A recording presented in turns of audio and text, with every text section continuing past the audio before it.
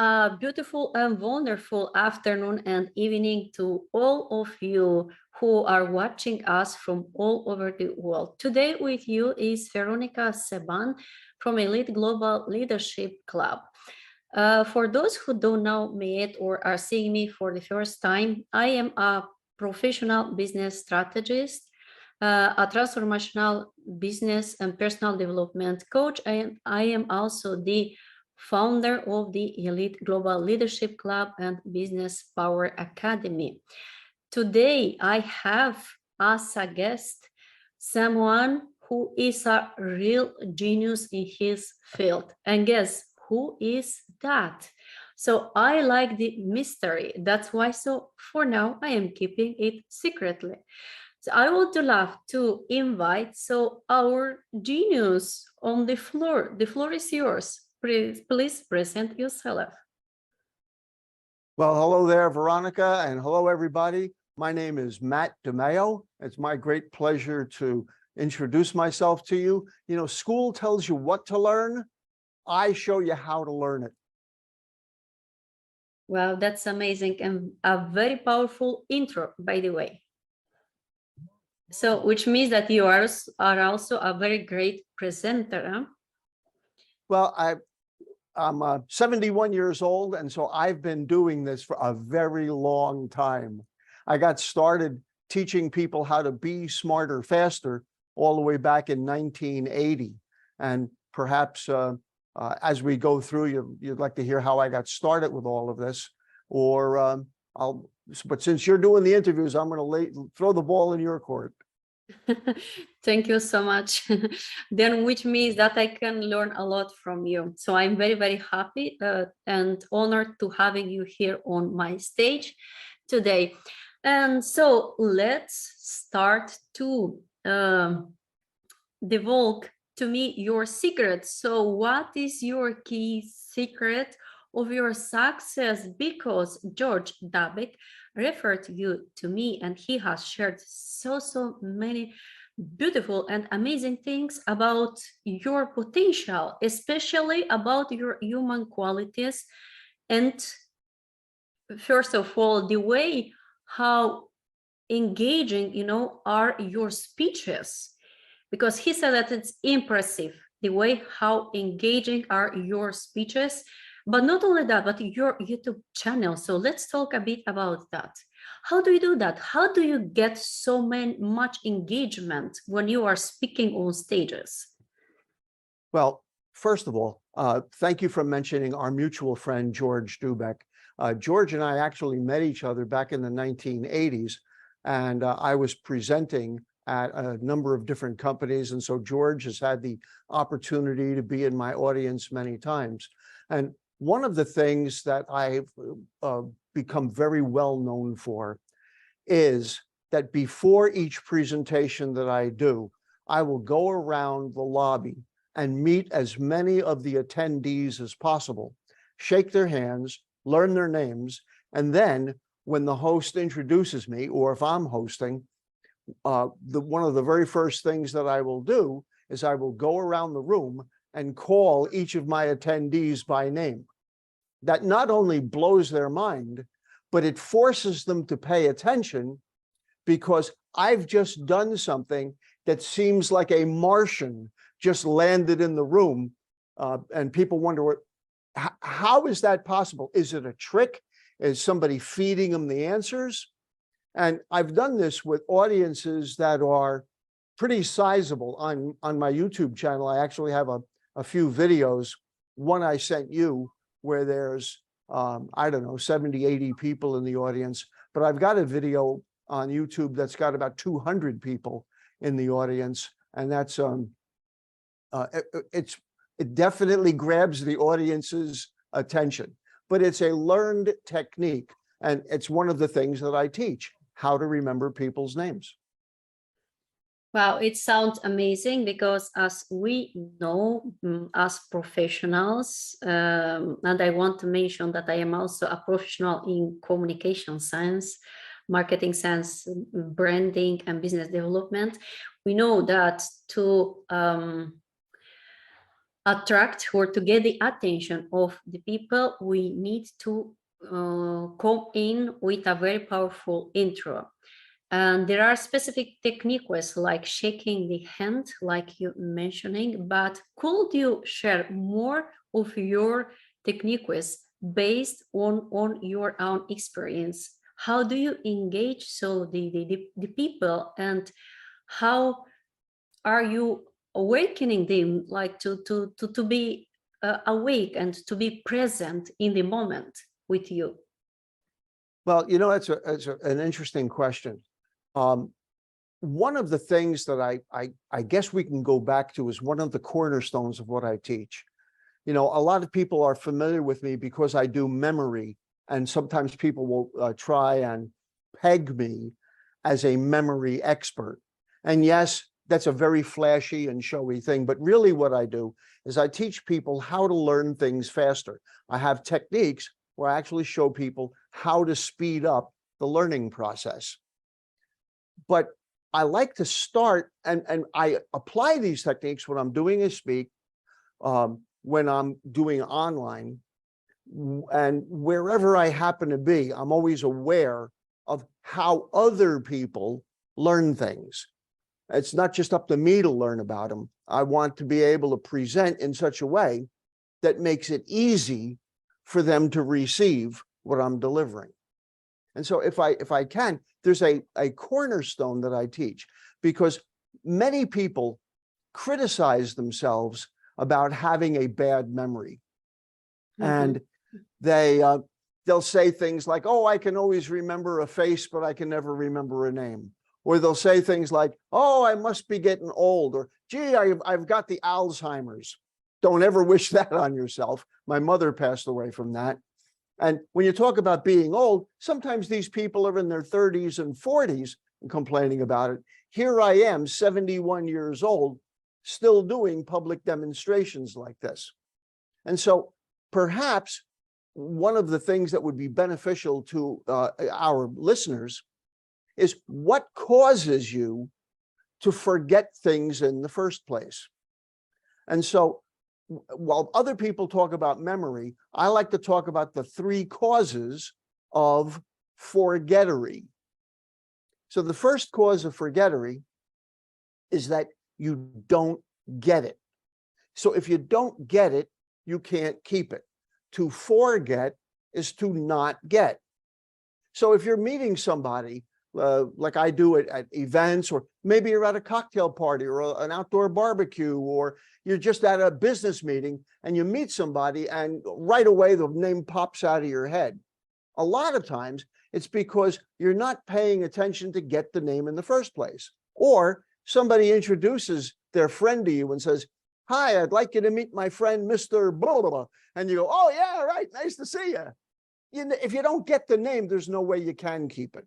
So the first step is you've got to get what you want to keep. The second reason is that you don't care. That may sound harsh, but there's caring, and then there's caring enough to do something about it. For example, I'll bet many of your listeners who are sports fans can recite the names of all of their favorite players on their favorite teams. And yet they don't remember common everyday things. They may not remember their wedding anniversary or their wife's birthday or what have you. It's not that you don't have the ability. A lot of times you just don't have the interest. You care, kind of, sort of, but not enough to do something about it. And so what I do is I teach people kind of a mental filing system, but you have to care enough to actually use it. And the third cause of forgettery is the big one. Don't care and don't believe, rather, you don't get it and you don't care. The first two are really big. But the third one, which I just let slip, is really the biggest culprit. And that is you don't believe. And you know what you don't believe? You don't believe you have a fantastic superhuman memory right now. And because I can hear what people say. They talk themselves down, they make excuses. And when you have a negative expectation, and when you're saying, well, I can't do it anyway, then why would you bother to get it? Or why would you bother to care? However, if all you did was start to pay attention, actually care about stuff, and have a little bit of positive self-talk, you would triple your present memory abilities instantly. So there. Absolutely true. I do agree 1000% with you, because there are specific techniques to improve and to train your memory, like try to learn about 20 words a day, and then you will notice that your memory will improve every single day, day by day. And this is true. I remember when I was studying the neurolinguistical psychology here in the Netherlands, my mentor was saying all the time, because I had also issues of remembering the names of the people. I do remember them, but if it's a group team of people, like till today, I am really struggling. If there are like few people, yes, but if it's a big group, then I cannot remember all the names at once. I mean, like I need to practice it till I will remember them. And then we were doing some or techniques exercises properly on the podium in one auditorium during the neurolinguistical psychology study. And you have to write on a piece of paper, several names. Choose the difficult ones, because that's gonna help you to improve also not only your memory. It's not only about the memory or not being interest. It's about developing your listening skills. Some people are really struggling with listening properly. Today I was watching a TED talk show, which I love so much. And yes, one of the presenters, one lady who is interviewing so many experts, she mentioned that we need, to be present now in this momentum, and to learn to develop our listening skills. That's all. When you talk about listening, that is a subject that is very, very near to my heart. And it goes to the first point about getting it, because if you're not listening, if you're not paying attention, there's no way to get it. A lot of people talk about listening. However, very few people have ever been in a class that actually teaches them the mechanics of how to do that. A lot of times you'll sit in a sales training class and the instructor will say something like, well, God gave you 2 ears and 1 mouth. You need to listen twice as much as you talk. Well, great. What the heck does that mean? And so I developed a course that I call X-ray hearing, how to develop super powerful listening skills. And the reason I call it X-ray hearing is because Superman had X-ray vision that gave him the ability to see things normal people can't. Super salespeople, super speakers and presenters, super spouses have X-ray hearing that gives them the ability to hear things that your normal husband or wife, your normal salesperson, your normal speaker will never hear. And so the mechanics that I use, I ask people deliberately tricky questions and then ask them to write their answers down. Most of the time, I am met with sheepish giggles or people hiding their face in shame because they have no idea what the answer is. And then when I reveal the answer, it's like a forehead slapper. You go, oh, you're right.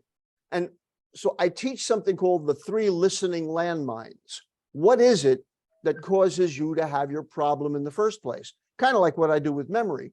But the listening landmines, again, are what blows up your ability to be a good listener.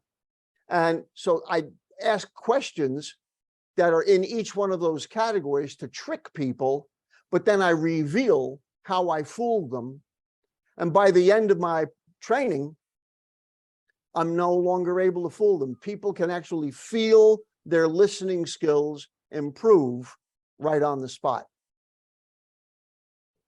Wow, I have had this type of exercises and techniques during the neurolinguistical psychology classes, and it has helped me to improve my listening skills. Honestly, what I am hearing from another experts collaborationships that I am having, that I am always very present in the momentum.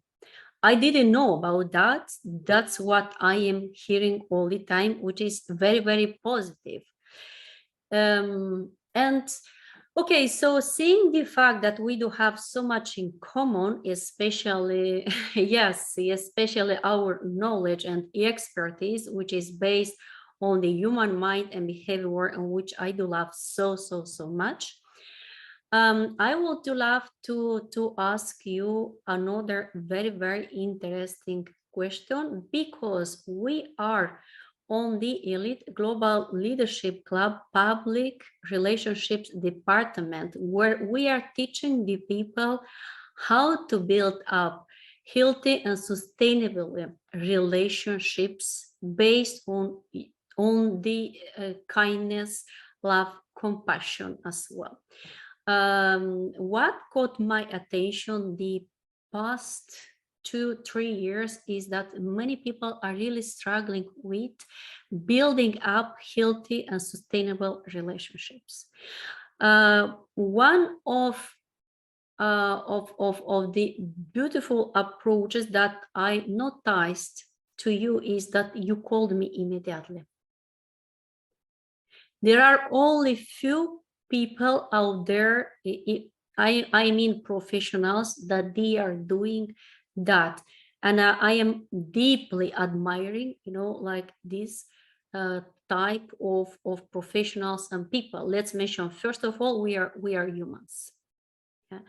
And it's extremely important. So to teach our audience, how do we build up this type of relationships, which, in my opinion, they will be on a long term, because there is much more value within. When you are picking up the phone and you call someone and like you present yourself, look, so I have been introduced by that person, I want this. But not everyone is daring to do that.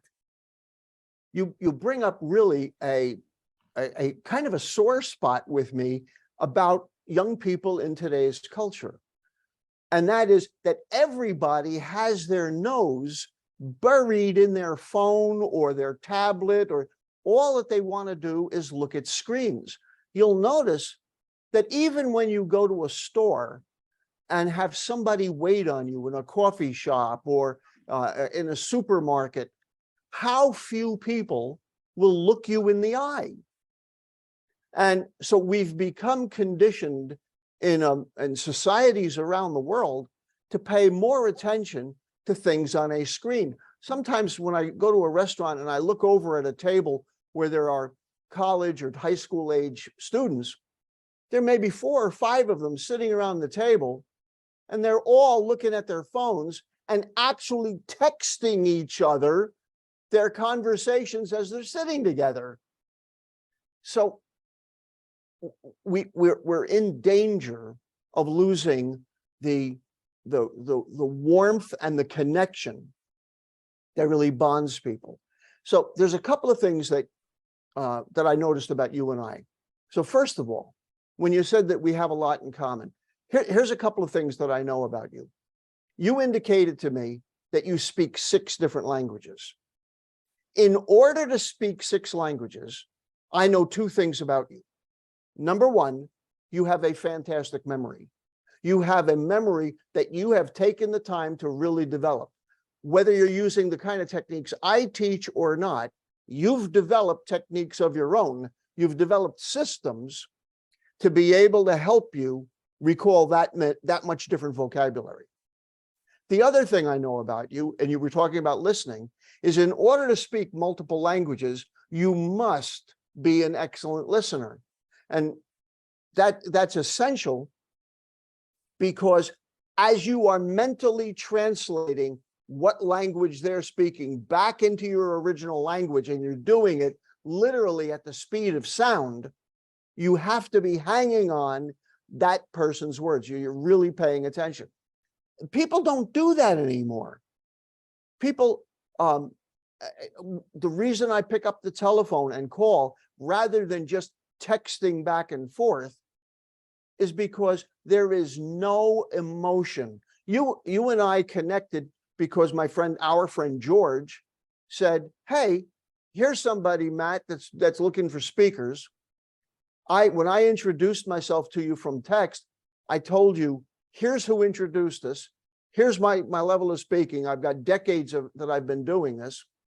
And then we went from there to sending messages on WhatsApp. And then I actually called you, because texting has zero emotional content. You can read a sentence and you don't know if a person is being genuine or sarcastic or funny or annoyed. You try to put your own imagination behind what the words on your screen are you're making assumptions without actually hearing the other person.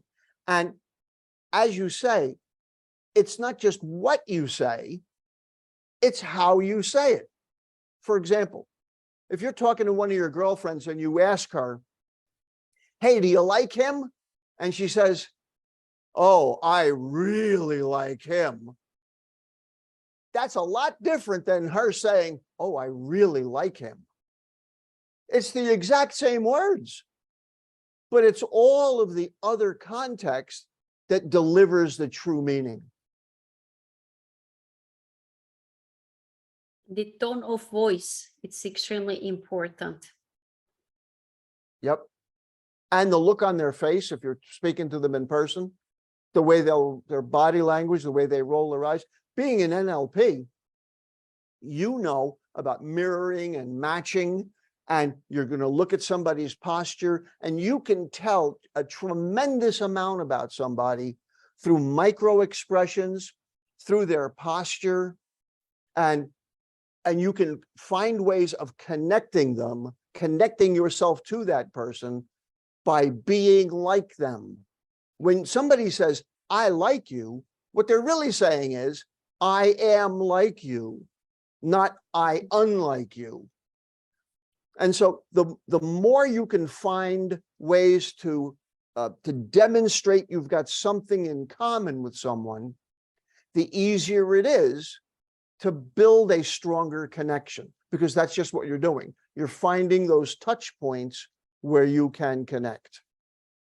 Absolutely, I am totally agree. From based on the NLP technique with, but as well based on my long life experience, we are associating, or we are making friends with the people that we do have similarities, yeah, or that we do have something in common, like knowledge, some qualities of our personality, some reflections of ourselves that we are seeing as a mirror into the other person, or in their behavior, or even way of expressing their thoughts. And that's exactly what is attracting the people towards each other, to build up relationships. So I am totally recognizing it. And now, so I would love to invite you to list out back in the time through your life library. I would love to ask you to share the most beautiful and grandiose moment of your life, that when you have achieved something, the most important ever. You're asking me to share with you some of the most important moments of my life? Yes, I mean, from a professional point of view, when you have achieved something, accomplished a dream. um, let me kind of paint a Sure. little bit of a picture. All right, so I was born and raised in a little suburban town in northern New Jersey. Was never an exceptional student. I was always kind of God blessed me with a good brain, and so as a result, I was pretty lazy. I went to college for 2 years and decided I wanted to become a professional musician. I don't know if the camera shows, but you can see a couple of amplifiers over here. I have worked as a professional keyboard player and have been on the bill with many famous national and international acts, not as part of their bands, but with bands that were on the same show with them. And it's something that I've done since I was a little kid. I drifted from to a variety of jobs. I really had no plan, no goal. However, a major turning point in my life was when I became the manager of a chain of computer programming schools in New Jersey. That was in July of 1979. This is 2 years before people had personal computers in their homes. So August of 81, IBM would release their first home computer that only had 64K of memory. Right now you have photos that are bigger than 64K. And so I was helping do enrollment of students that were looking to learn this hot new field of computer programming. We had a very high dropout rate, and I could relate to that because I myself was a college dropout, finished 2 years at Villanova University and was really directionless. And so while I was at the computer school, I really couldn't rely on my own experience as a student to help the students at my new school. And so I began to research the subject of what it was that makes somebody a good student. And I began to teach what I learned in a 90-minute seminar that I called What School Never Taught You About Learning, where I would talk about how do you absorb a textbook like a sponge? How do you deal with a textbook differently than the way you read a novel? How do you become a better listener? How do you pay attention? Everybody tells you you've got to pay attention. Nobody teaches you the mechanics of how to do it. How do you take notes effectively? How do you take exams, strategies for exams? Anyway, so I began to teach these techniques. Not only did I reduce my school's dropout rate, but I dramatically increased our job placement rate, because when these young people went out on interviews, they knew what they were talking about, and so they got hired. And that's when the magic happened, because I began to get calls from the companies who hired our graduates, wondering what we were doing at our schools that allowed these students to perform so well on the job compared to students from other schools. So I began to get calls to do professional speaking engagements. The very first group was the Data Processing Managers Association, the DPMA. The other group was the ASM, the Association of Systems Managers. And these groups would have social meetings once a month where they would have a cocktail hour, then they would do their business of their club, then they would have a speaker. Well, I was often the after dinner speaker at these meetings. And so I would do stunts. So during the cocktail hour, I would meet everybody. Then they would do their business meeting. Then when they introduced me, I would do things. I would memorize a deck of playing cards and they would quiz me on it. They would go, what's 5 cards after the Jack of Hearts? I would hand out 20 copies of the same magazine. And they would say, all right, what's the article on page 43? What's the ad on between pages 22 and 23? And I would dazzle them with these feats of memory. And then at the end, I closed every meeting the same way. I'd say, ladies and gentlemen, I'd like to thank each and every one of you for making me feel so very welcome. As I call off your name, allow me to thank you personally. Thank you, Mary. Thank you, Bill. Thank you, Joe. Thank you, Pete. Thank you, Bob. Thank you. I'd go around the room. Everybody would be standing up. I always got a standing ovation. Well, after doing that for a couple of years, I realized that I was onto something. I left the computer schools, And I began to do to do practical training like this, and to teach people what it was that I learned that school never taught me.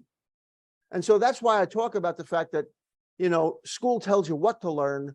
I'll show you how to learn it. And that's really what my YouTube channel, Be Smarter Faster, is all about. I just hit 191,000 subscribers.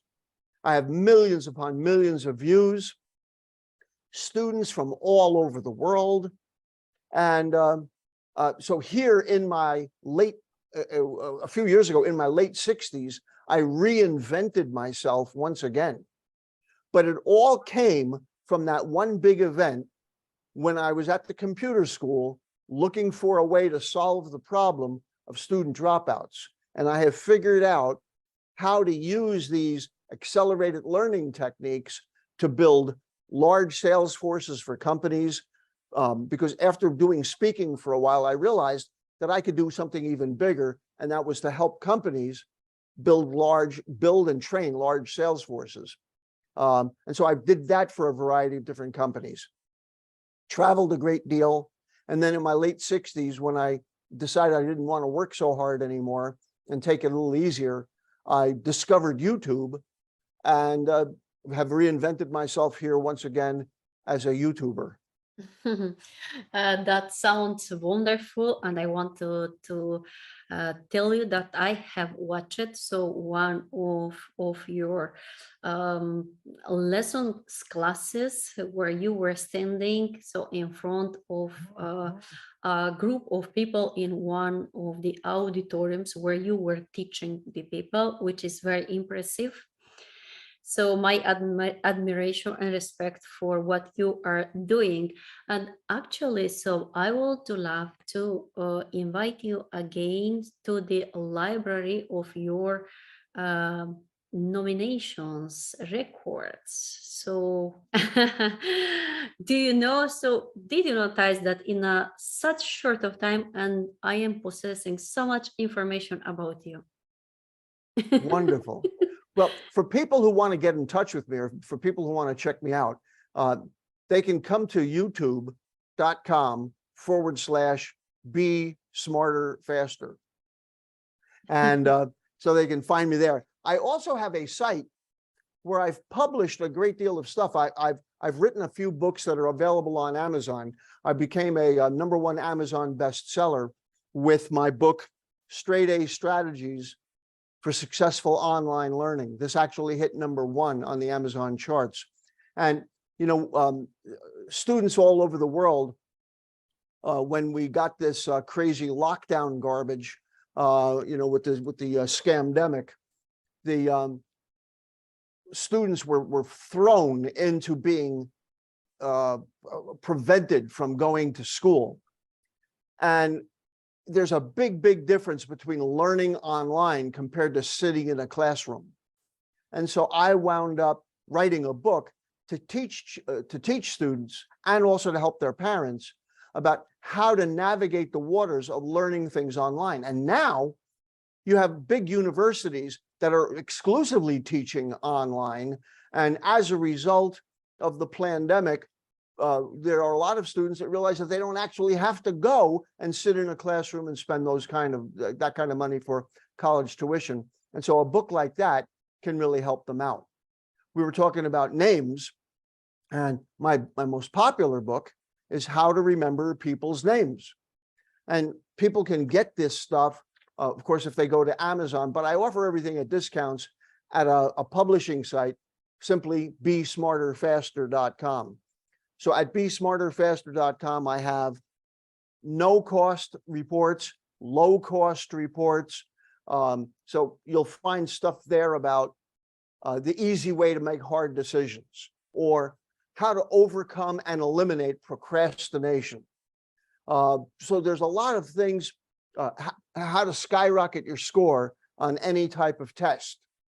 A lot of people in your audience may already be out of college, and so they may be studying for professional certification exams, real estate, life insurance, financial exams like the Series 6 or 7, the MCAT or the LSAT, the medical and the law exams.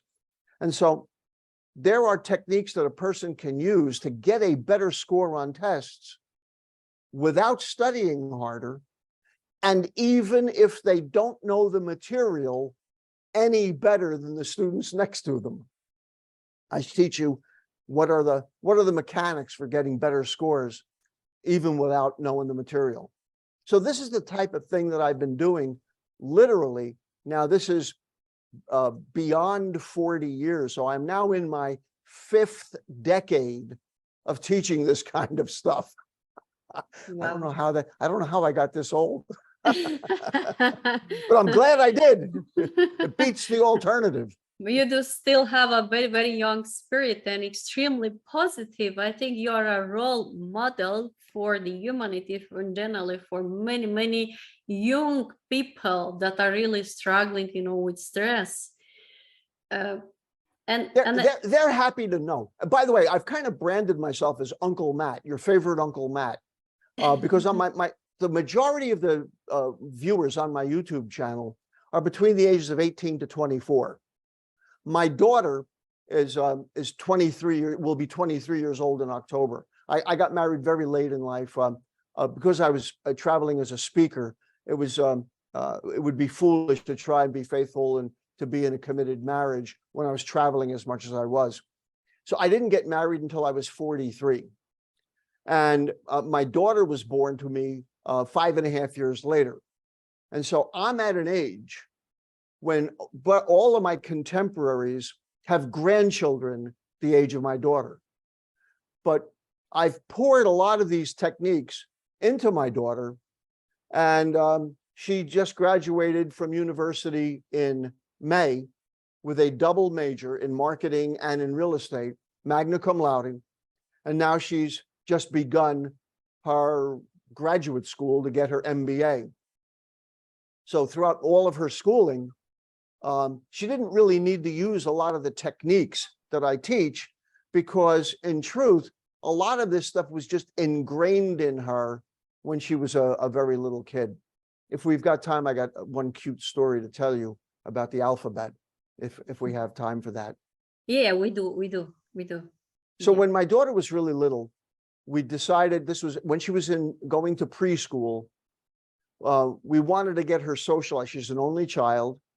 My wife was working, I was working, and we needed to have my daughter get socialized with other children before she actually started public school. So we had her in a preschool. It was a Montessori school. It was a long waiting list to get in. You had to actually pass an interview. On the day my daughter was interviewed, the instructor, the head of the school, asked us basic questions. Can your daughter dress herself? So I turned to my daughter and I said, sweetie, tell the lady. She went, yes, I can dress myself. I can even tie my own sneakers. Great. Can she count? Sweetie, count for the lady. Does she know her colors? Tell her the colors. Does she know the alphabet? Yes, she knows it forwards and backwards. The woman went, excuse me? I said, my daughter knows the alphabet forwards and backwards. She went, what? I said, sweetie, recite the alphabet backwards for the lady. Without blinking an eye, she sat there and said, ZYXWVU, And with that, the woman nearly fell backwards out of her chair with shock and surprise. After she kind of recovered a little bit, we obviously got into that school. Now, my daughter, who was probably not even 4 years old yet, as we were walking out, I asked her, hey, did you notice the woman react a little bit weird when you did the alphabet? And she admitted, yeah, but she had no idea why, because what she did was perfectly normal to her. And I said, let me tell you what you just did. You did something that she can't do. And so I want you to understand that you're going to see people that are older than you and that are bigger than you, but they're not smarter than you. You're already able to do things that big people can't do. So I want you to learn everything that you can, but I always want you to remember that God blessed you with a superpower. you learn things fast. And I instilled this concept of you learn things fast into my daughter from the time she was old enough to understand spoken language. And guess what? She learns things fast. She has had I could brag about all of the many accomplishments, from fronting her own rock band to never to having straight A's throughout her entire school career, to being the conductor of the high school marching band, where she beat out upperclassmen at the end of her freshman year to assume that position, something no young woman had ever done before. All because her attitude is, hey, learning is not a challenge for me. I'm not scared of it. God blessed me with an ability. I can learn things fast. And let me tell you, if you've got kids, and those of you that are watching this video, if you've got little kids, what you want to do is you want to breathe into them a level of confidence in themselves and then catch them doing something right. When my daughter would make her bed when she was brand new, I would look at her and go, hey, see how fast you learned to make that bed? You never saw a kid potty trained so fast. So whatever, when she was learning to brush her teeth, I went, see how fast you learned how to do that? She had nothing to compare it to. She just knew Daddy was saying that she learned things fast. So her attitude about herself is, I guess I learned stuff fast. School was never a challenge for her. Imagine if that was your attitude through life. Imagine the superpower that you could give your kids by doing a technique like that. Absolutely, I am totally agree, because I have educated my daughter by the same way, and many people, they were just surprised by the discipline that she was showing. It's incredibly, and the power that she has within her behavior. And she has actually so a relationship, and this guy is still amazed by her power and discipline. Yeah, which is a real example for many, because she is mentioning all the time, Mom, you know that the girls of my age, they are not serious as I am. Like yes, they are going to clubs, to discotheque, but they are not keeping themselves busy with serious things to build up their life, their future, for example. Wonderful. See, it's you have the advantage of having an accelerated education yourself. And so you can pass that along and really speed the process up in your children. That's wonderful. Absolutely. Not only that, but I am investing really a lot of time still in the education of my daughter. We are having honest and open conversations on different topics, like two friends, not like a mom and daughter, but like two real friends. Just being patient and asking what is bothering her, what does she love, what doesn't she love, what does she want still to learn, or how can I help her, how can I support her, because that's my responsibility of being a mom, to lead her to the right uh, life path. Thank you so much for all the details and techniques, and also secrets that you have shared with me and with my lovely audience. I would love to ask you to share with our lovely audience a message of empowerment. So what would that be? Well, I can close with this. Everything that I teach takes a little bit of work and effort, and it's worth it. I want you to all remember that the fastest way to get to the top is to get off your bottom. To get out of the bed. Thank you so much for your message of empowerment and encouragement as well, because you need to find out first of all the courage within you. And remember, the courage you have to find out inside of you. I want to thank you to all of you for your attention and also for being here with us. And I would love to ask you kindly to like our interview of the Elite Global Leadership Club, and do share please as well, so that we can help as many possible people, so that we can contribute to their personal development and life changement, and also to improve the quality of their life. Because I do believe that when you invest in your education, you get also a better quality life. Thank you again. Blessings to all of you. Matt, it has been a huge honor to having you here on the stage with us. And we will be always in touch. Obviously, Elite Global Leadership Club is growing every single day. We are getting global collaborations, invitations. Also, I have been invited as a speaker to one of the universities in Canada yesterday properly. So a professor has called me, kept with me in touch, and mentioned that they are following me, my live streams for a few years, and that they like my perspective, my technique was, and my point of faith as well, and the way how do I build up relationships with the people. And that they said that I am a role model for many generations, because they are missing that.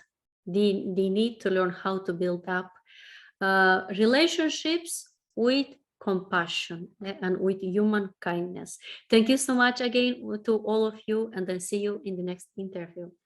Bye bye.